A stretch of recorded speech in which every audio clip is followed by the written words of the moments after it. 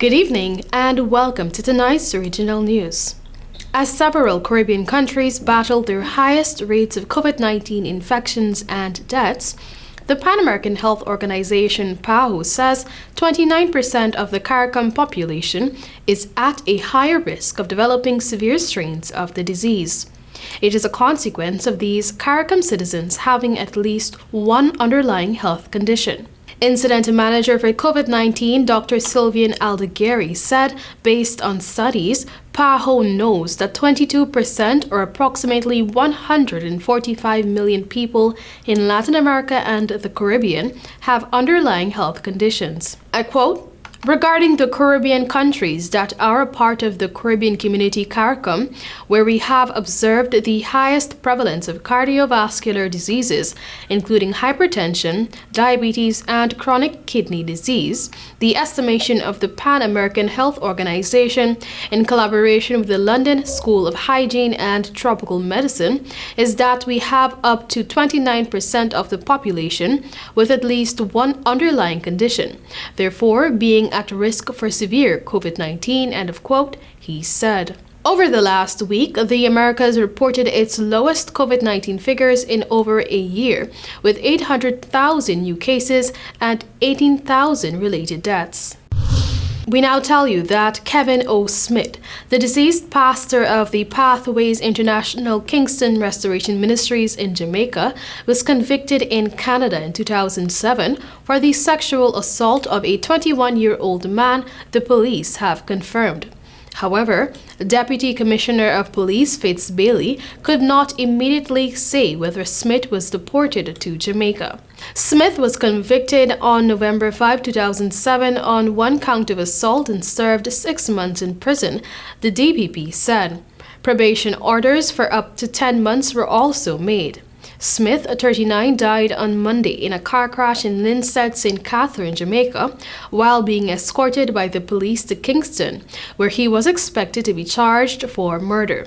26-year-old Constable Orlando Irons also succumbed to his injuries.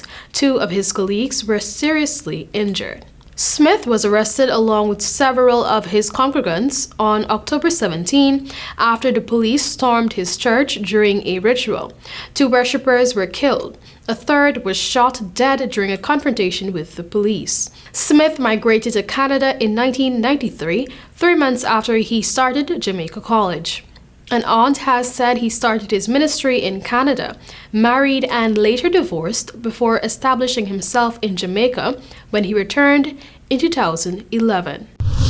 Internationally, a smaller dose of Pfizer-BioNTech's COVID-19 vaccine cleared its first regulatory hurdle Tuesday for use in young children after a Food and Drug Administration Advisory Committee voted to recommend it for emergency use authorization for those ages 5 to 11. The 17-0 vote with 1 abstention will now go to the FDA, which is expected to make a final ruling in the coming days.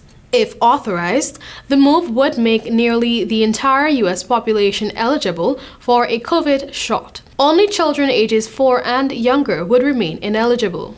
Despite the vote in favor, deciding whether the benefits of vaccination for young kids outweigh potential risks appeared to weigh heavily on the advisors. I quote, "This is a much tougher one, I think, than we had expected coming into it. The data show that the vaccine works and it's pretty safe.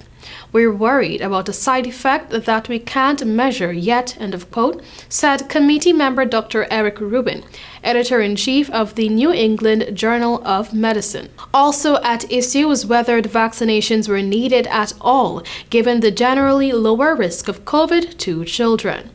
I quote, "It just seems to me that in some ways we're vaccinating children to protect adults, and it should be the other way around. I do believe that children at highest risk do need to be vaccinated, but vaccinating all of the children, that seems a bit too much for me," end of quote, said committee member Dr. James Heldreth, president and CEO of Meharry Medical College in Tennessee. That was all for tonight's regional news. Thank you for joining.